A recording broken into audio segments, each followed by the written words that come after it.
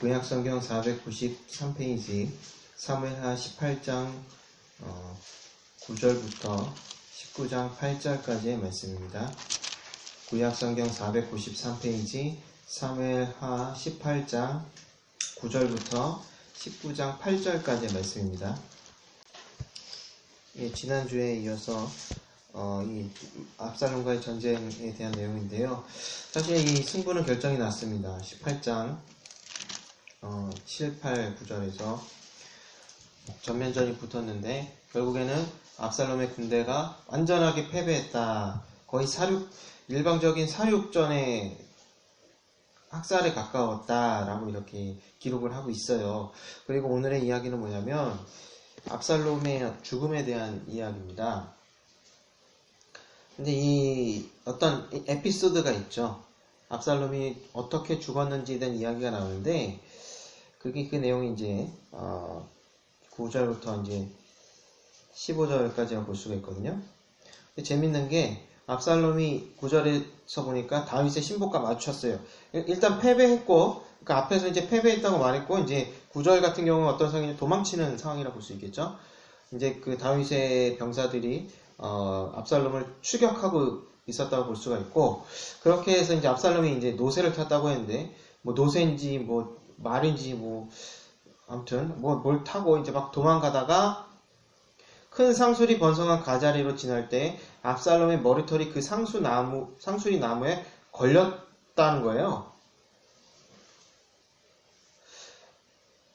그런데 여기서 머리털이라고 이제 번역을 했어요. 근데 개역 개정 성경에서는 머리라고 번역을 하고 있습니다. 그러니까 또 새 번역에서는 또 머리털이라고 하고 공동 번역에서는 또 머리라고 해요. 그러니까 왜 그러냐면 이 단어를 머리털로도 번역할 수 있고 머리로도 번역할 수 있어요. 그래서 이제 뭐 나무에 머리가 걸리는 일이 흔합니까?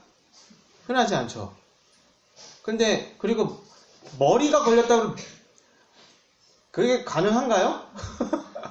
머리가 걸렸대요. 머리가 이렇게 탁 껴서 공중에 대롱대롱 매달고 이제 노새는 이제 앞으로 이제 도망간 거죠. 이렇게 끼고 이제 공중에 매달린 채로 대롱대롱 이렇게 있었다라는 거야. 이렇게 있든지 아니면 머리가 이렇게 걸려서 그렇게 있든지. 이게 참 이상한 이야기입니다. 그런데 이 이야기에서 세 가지를 봐야 돼요. 첫 번째로 그의 머리털 또는 이제 머리가 걸렸다는 거예요. 이 머리털은 14장에 보면은 압살롬의 외모를 이렇게 얘기하고 압살롬이 참 뭐랄까 왕 같은 그런 어떤 인상을 주었다. 이런 걸 설명할 때 머리털 얘기를 했어요.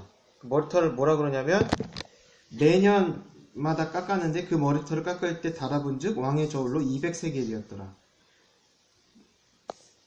아무튼 이 머리카락은 압살롬이 자랑하는 그 외모를 더 돋보이게 해주는 그런 것이었고, 이 머리라고 번역했을 때 또 어떤 의미로 이해할 수 있냐면요.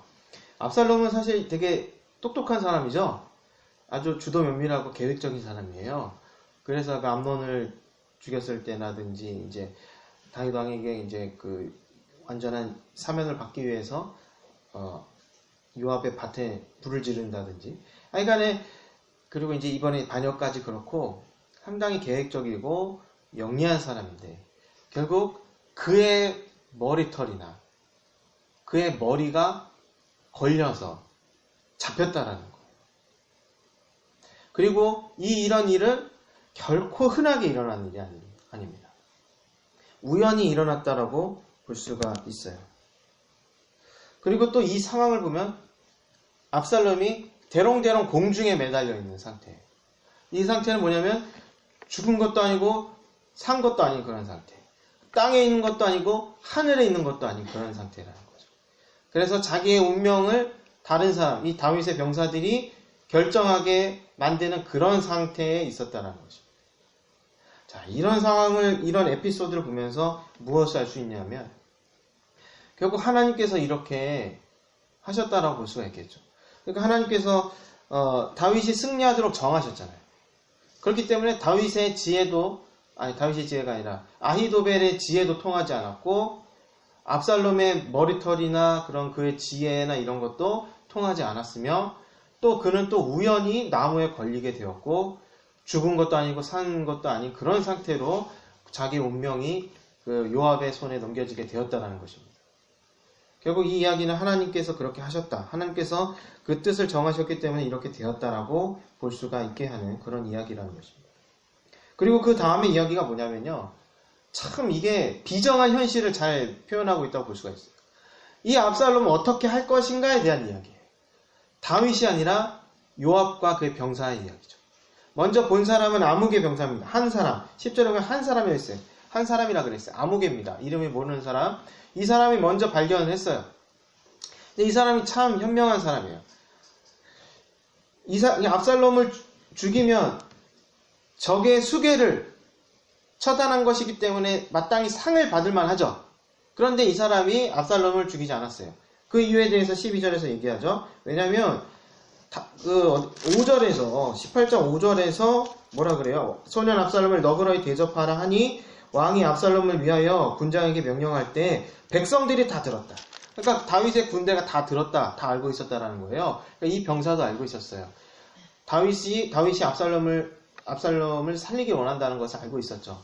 그래서 이 사람은 압살롬을 죽이지 않았어요.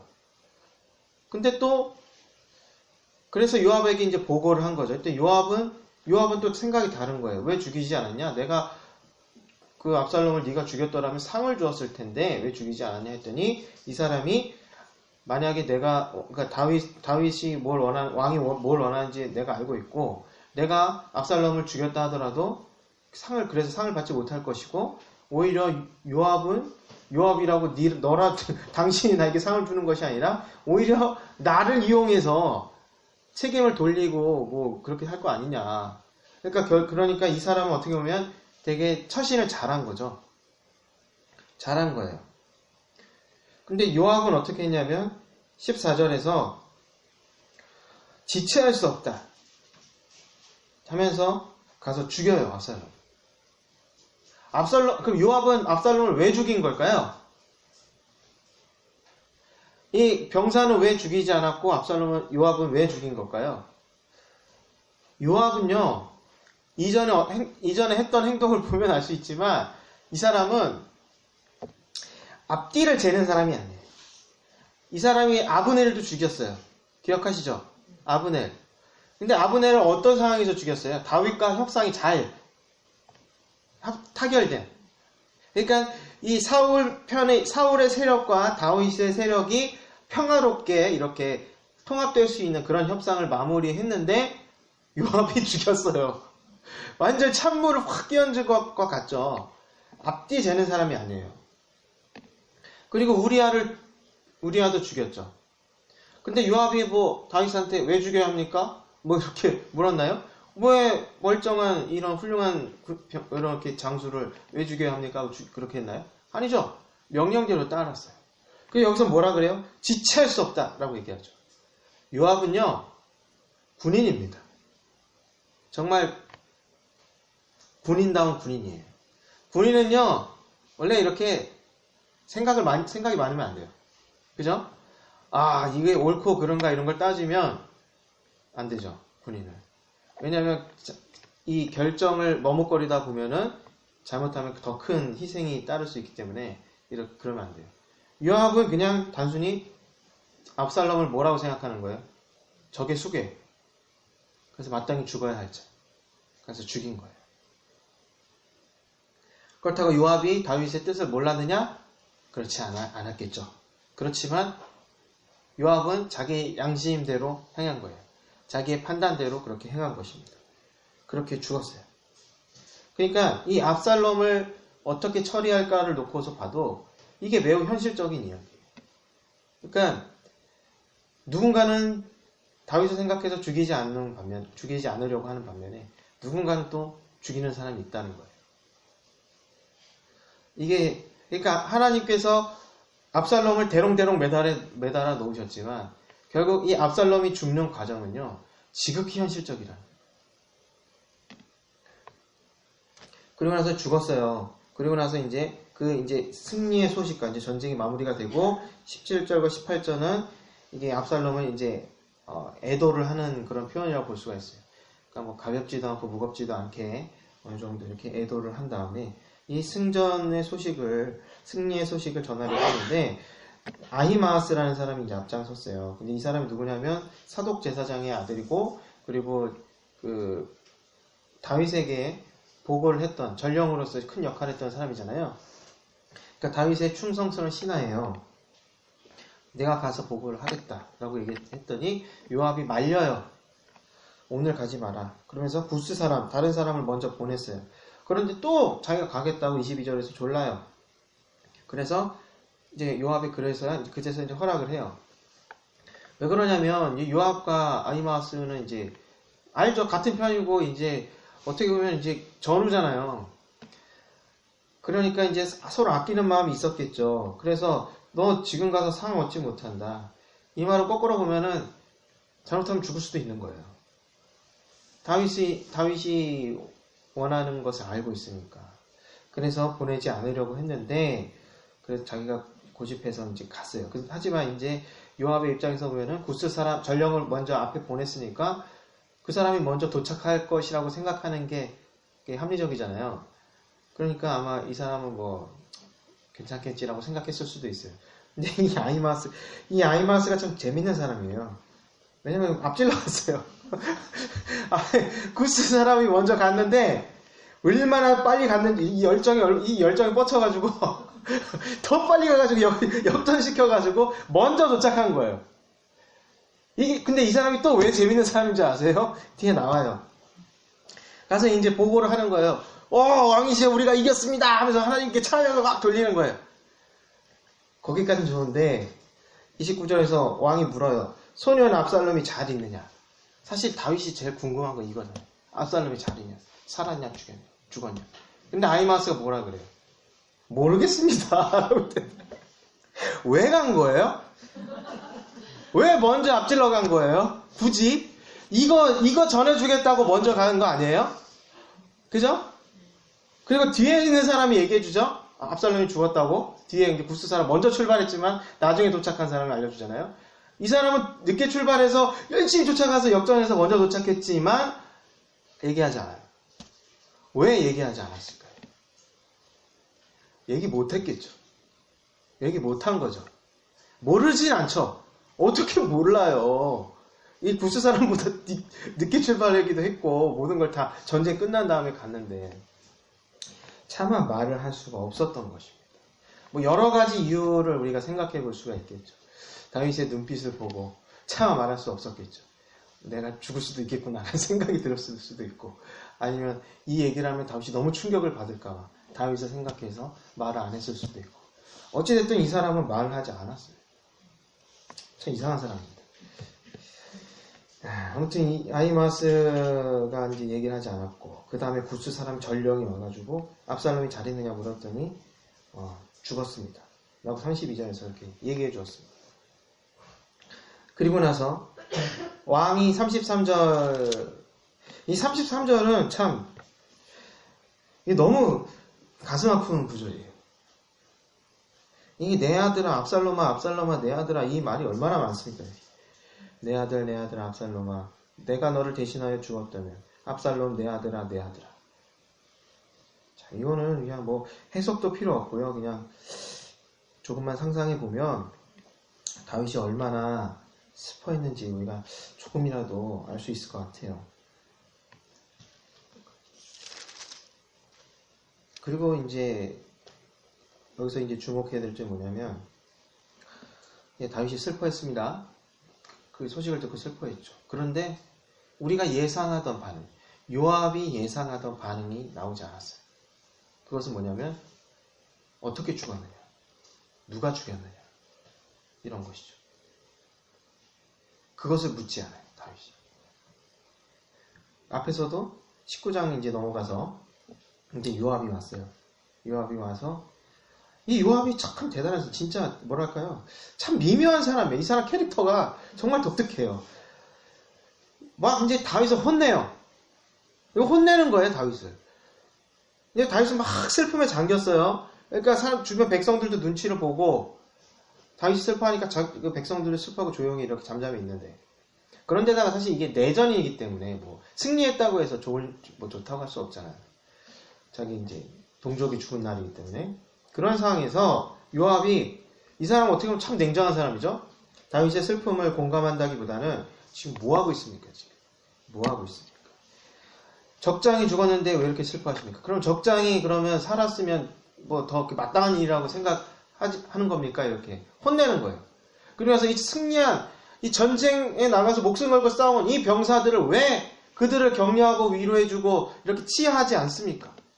따지는 거예요. 만약 그렇지 않는다면 누가 당신을 따르겠습니까? 막 다윗을 혼내요.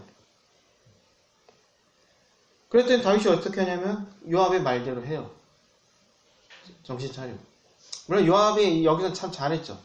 근데 여기 이 장면에서도 우리가 주의 깊게 봐야 할 점은 뭐냐면, 다윗이 슬픔에 잠겨 있음에도 불구하고 그 사령관에게 압살롬이 어떻게 죽었는지, 누가 죽였는지를 여기서도 묻지 않아요. 만약에 다윗이 요압에게 압살롬을 누가 죽였느냐고 물었다면 요압은 뭐라고 대답했을 것 같습니까? 이 요압의 이 캐릭터를 한번 생각해 보세요. 이 요압은 뭐라고 대답했을 것 같습니까? 요압은 아마 내가 죽였습니다라고 대답했을 거예요. 같아요. 대답했을 것 같아요. 요압이라면.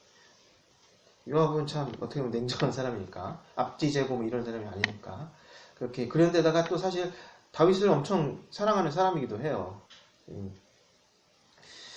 그러다 보니까 어쨌든 요압은 솔직하게 얘기했을 것 같아요. 다만 다윗이 묻지 않았죠. 근데 만약에 상상을 해볼게요. 다윗이 요압에게 누가 죽였냐 했더니 요압이 내가 죽였습니다. 그러면 왜 죽였느냐라고 다윗이 되묻는다면 요압은 뭐라고 대답했을 것 같습니까?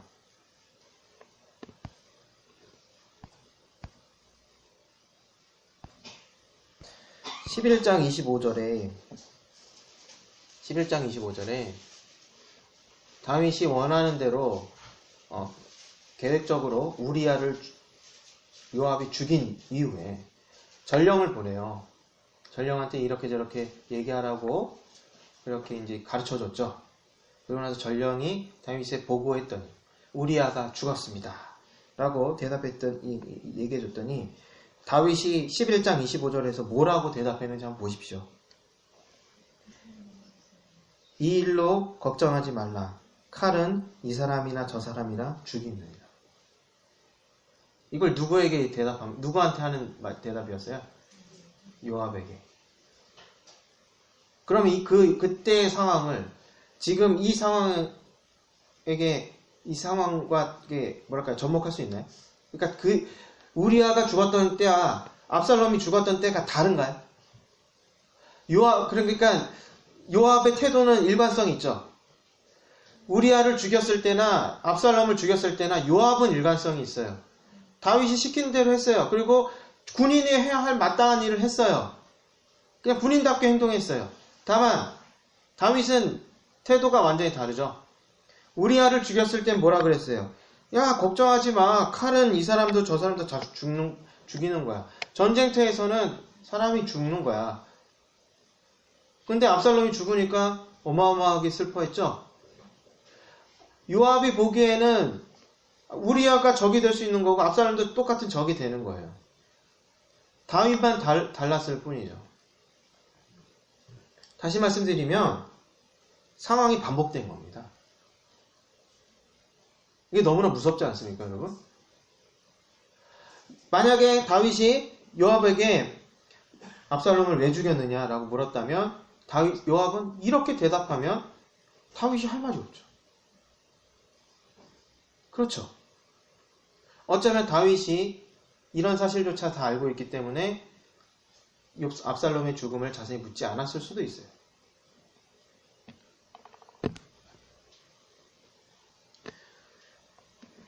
이게 너무나 무서운 이야기입니다. 다윗이 자기가 휘두를 수 있는 권력이라는 칼로 우리아를 죽였습니다. 그랬더니 그 칼이 오히려 자기 아들을 죽였습니다.